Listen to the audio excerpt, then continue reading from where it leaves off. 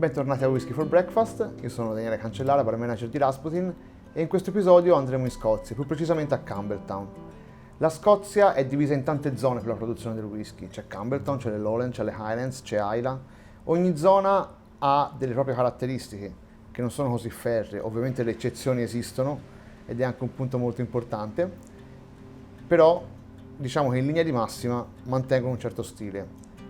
Lo stile di Campbelltown è molto particolare, assolutamente, tanto che nel 1800 era la zona con il maggior numero di distillerie, erano quasi 40.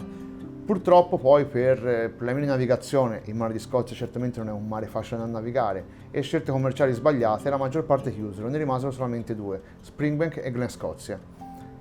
Tanto che nei primi anni 2000 la Scotch Whisky Society decise di togliere Campbelltown dal disciplinare dello Scotch Whisky perché due distillerie, secondo loro, non erano sufficienti a definire uno stile. Cosa fecero i distillatori di Campbelltown? Guardarono nelle altre zone qual era quella con la minima concentrazione di distillerie ed era le Lowland subito accanto che ne aveva solamente 3.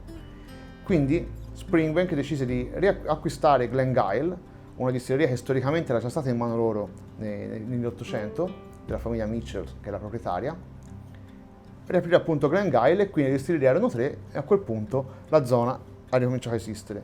Nel 2004 appunto esce Kilkerran, che è il whisky prodotto da Glengyle.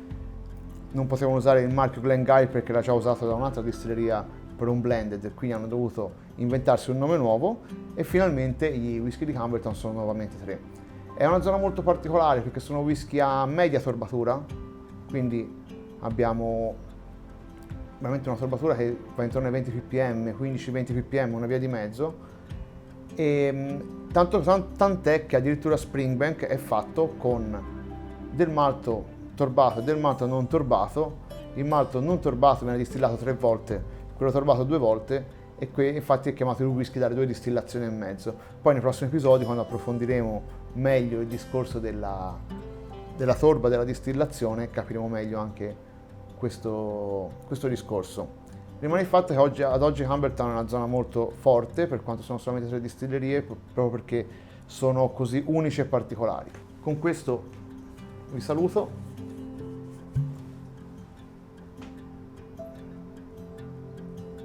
E come è nostra abitudine faremo un piccolo brindisi. Prima dei saluti, stavolta in gaelico, Sláinte va.